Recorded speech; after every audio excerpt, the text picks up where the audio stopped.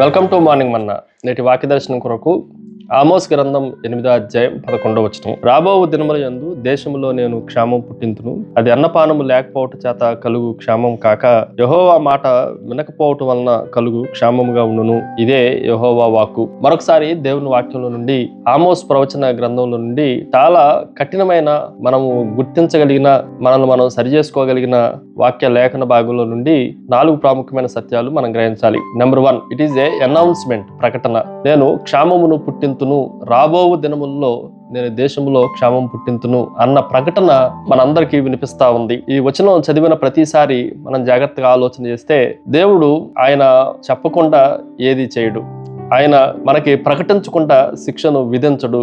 ముందుగా ఆయన ప్రకటన మనకు వచ్చింది, ఇది క్షేమం కలగబోతుంది రాబో దినాల్లో అని దేవుడు ముందుగానే మనల్ని ఆయన ప్రకటన ద్వారా హెచ్చరిస్తున్నాడు అన్న విషయాన్ని కూడా మనం జాగ్రత్తగా ఆలోచన చేయాలి. రెండో విషయాన్ని మీకు జ్ఞాపకం చేస్తాను, ఇట్ ఈస్ ఏ అలర్ట్. ఈ మాటను కూడా మనం జాగ్రత్తగా ఆలోచన చేస్తే దేవుని హెచ్చరికను గురించి ఈ వచనం మనకి జ్ఞాపకం చేస్తా ఉంది. రాబో దినముల్లో దేవుడు అన్నపానాలతో కాదు కానీ వాక్యము లేకపోవటం వలన, దేవుని మాట వినకపోవటం వలన వచ్చే క్షేమమును గురించి ఆయన రెడ్ అలర్ట్ ని ప్రకటించడం మనం జాగ్రత్తగా ఆలోచన చేయొచ్చు. దీని ఉద్దేశం ఏంటి అనంటే, దేవుడు రానున్న దినాల్లో మనం ఇంకా మన చేతిలో దేవుని వాక్యం ఉన్నప్పటికీ నిర్లక్ష్యం చేస్తే, ఆ నిర్లక్ష్యం చేయబడిన వాక్యము చాలా విలువైనది. ఒక రోజున దీనిని బట్టి నీ జీవితాల్లో క్షేమం వస్తుంది, నీ జీవితాల్లో కరువు వస్తుంది అన్న విషయాన్ని కూడా మనల్ని గుర్తించినట్లుగా రెడ్ అలర్ట్ని దేవుడు ప్రకటిస్తున్నాడు అన్న విషయాన్ని మనం గ్రహించాలి. మూడో విషయాన్ని మీకు జ్ఞాపకం చేస్తాను, హెరిడిటీ, శుష్కత్వము, క్షీణత. ఈ మాటను కూడా మనం జాగ్రత్తగా ఆలోచన చేస్తే భయంకరంగా మన జీవితాలన్నీ క్షీణతలోనికి, కరువులోనికి, క్షామంలోనికి వెళ్ళిపోతా ఉన్నాయి. ఎందుకు అనంటే ఆహారం ఉంది తినటానికి, పానం ఉంది త్రాగటానికి, కానీ ఎందుకు క్షీణించిపోతున్నాం, ఎందుకు శుష్కించిపోతున్నాం అని మనం ఆలోచన చేస్తే దేవుని వాక్యము లేకపోవటం వల్లనే, దేవుని మాటలు మన జీవితాల్లో లేకపోవటం వల్లనే.